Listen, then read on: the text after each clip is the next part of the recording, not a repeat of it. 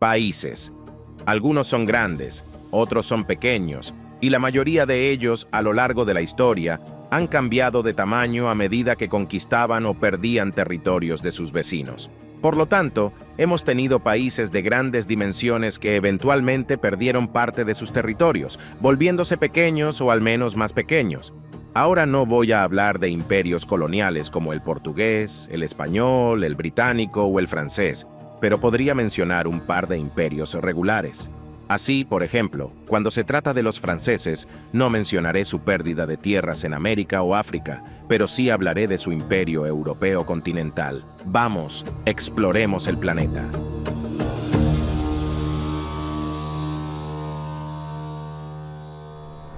Mongolia. Ahora bien, si bien la Mongolia actual no ha existido continuamente desde los tiempos del Imperio Mongol, creo que es aceptable decir que son en parte sus descendientes culturales. El Imperio Mongol existió desde 1206 hasta 1368, y surgiendo de Mongolia, se extendió hasta Corea, el sur de China, Oriente Medio y Europa del Este. Incluso teniendo algunos estados vasallos en el norte de Rusia, fue el segundo imperio más grande de la historia, solo detrás del Imperio Británico, y fue el imperio terrestre contiguo más grande de todos los tiempos. Ahora se puede argumentar que había poco o ningún gobierno administrativo sobre esta tierra y que el control de los mongoles simplemente se impuso mediante tributos y vasallaje de los señores de la guerra locales, que fueron colocados por los mongoles para gobernar ciertas áreas o que fueron subyugados por las hordas mediante la conquista. Pero aún así era enorme. Sin embargo, como todos los imperios, no duró para siempre. En sus primeros días casi no sufrieron derrotas e incluso cuando las sufrieron, por cualquier motivo, regresaron con un mejor general y una fuerza mayor para vengar su pérdida mediante la victoria. Pero finalmente empezaron a no hacerlo.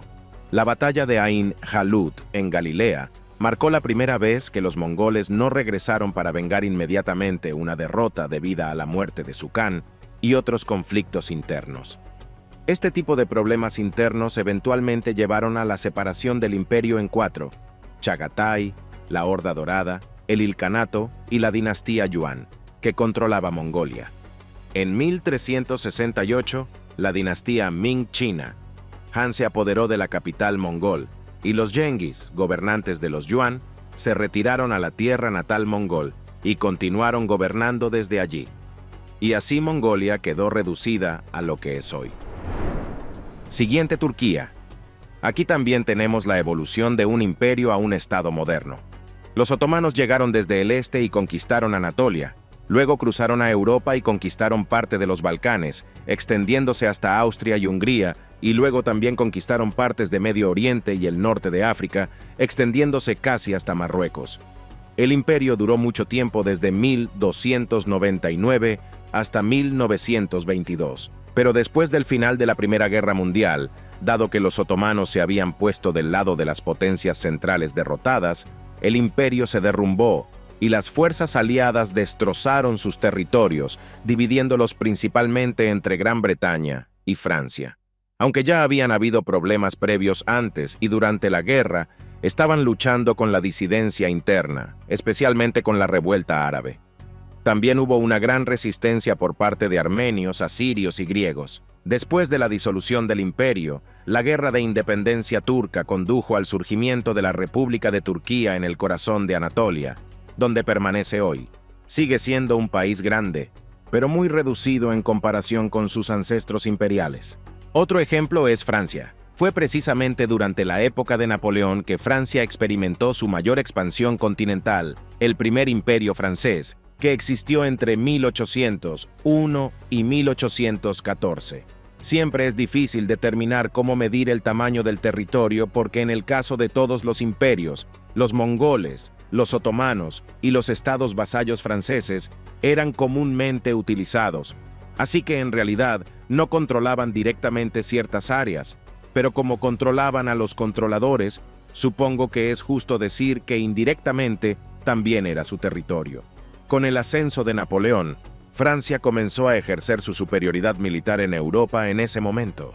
Una serie de conquistas conocidas colectivamente como las Guerras Napoleónicas extendieron la influencia francesa a gran parte de Europa occidental, incluso hasta Polonia.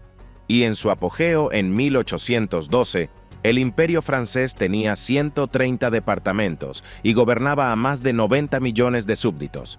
Lo podemos ver en el mapa. Francia extendió su dominio directo a la actual Bélgica, los Países Bajos, Italia, Cataluña y partes de los Balcanes. Y sus súbditos y vasallos eran aún más España, Italia, los estados alemanes e incluso Polonia.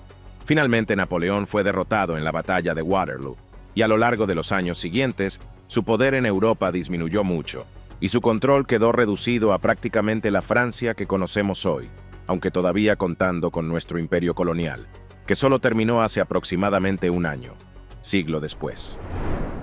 Luego tenemos Armenia. La Armenia moderna es razonablemente pequeña, pero las versiones anteriores del Estado armenio eran más grandes. Para este caso tenemos que viajar más atrás en el tiempo, hasta el Reino de Armenia. El reino era mucho más grande que el Estado actual. Alcanzó su apogeo bajo Tigranes el Grande en el 69 a.C.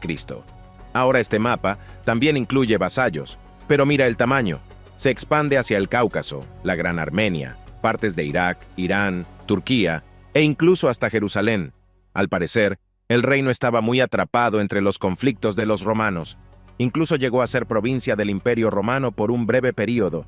Con el tiempo, se convirtió en estado cliente o vasallo, tanto de los romanos como de los partos de forma intermitente entre ambos y sus sucesores. Un dato curioso es que en el año 301, Disidentes III proclamó el cristianismo como religión estatal de Armenia, convirtiéndola en el primer estado del mundo en adoptar oficialmente el cristianismo como religión. Durante las guerras persas bizantinas, Armenia fue dividida entre los dos bandos. La Armenia bizantina finalmente se incorporó al imperio, y la Armenia persa abrió el camino hacia el territorio del actual estado hasta el sudeste asiático. Brunei. Brunei es considerablemente pequeño hoy en día y ocupa una pequeña porción del norte de la isla de Borneo.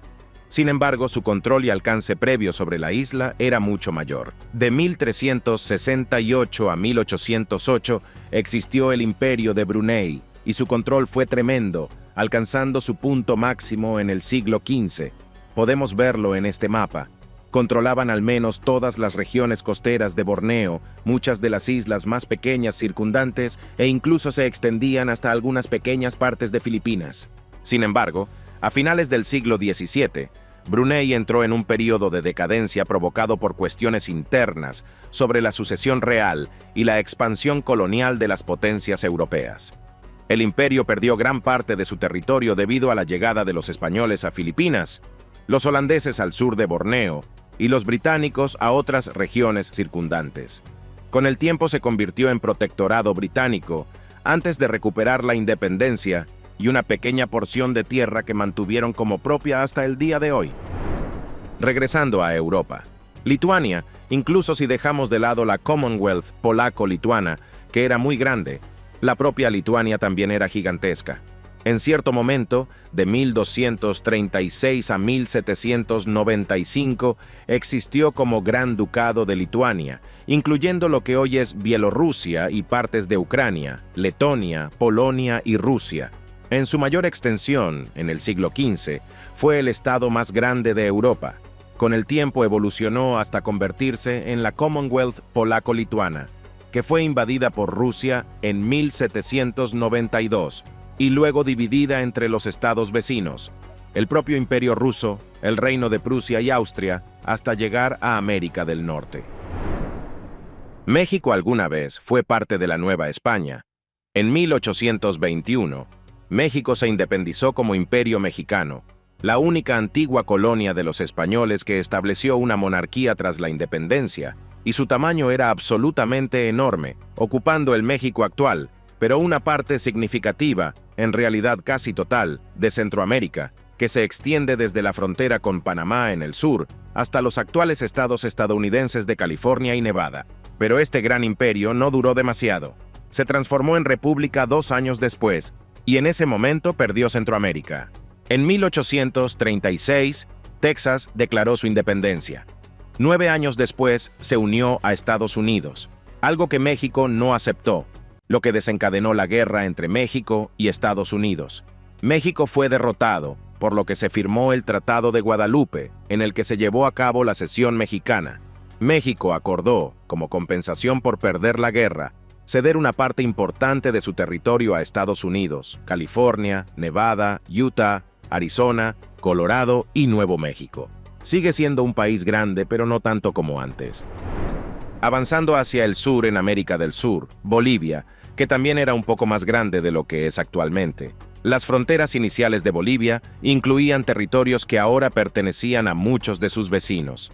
A lo largo de sus inicios, se dieron estas tierras por diversas razones. La primera fue la cesión de dos territorios, uno en el norte y otro en el este, a Brasil en 1867.